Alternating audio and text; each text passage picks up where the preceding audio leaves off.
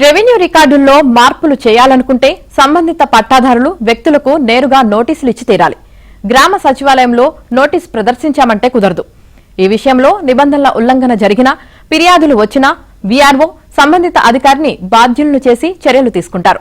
రికార్డుల్లో జరిగే ఏ మార్పులకైనా వీఆర్ఓనే బాధ్యత వహించాల్సి ఉంటుంది.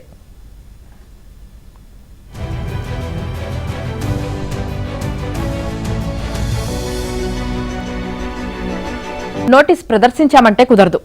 ఈ విషయంలో నిబంధనల ఉల్లంఘన జరిగినా, ఫిర్యాదులు వచ్చినా వీఆర్ఓ సంబంధిత అధికారిని బాధ్యులను చేసి చర్యలు తీసుకుంటారు.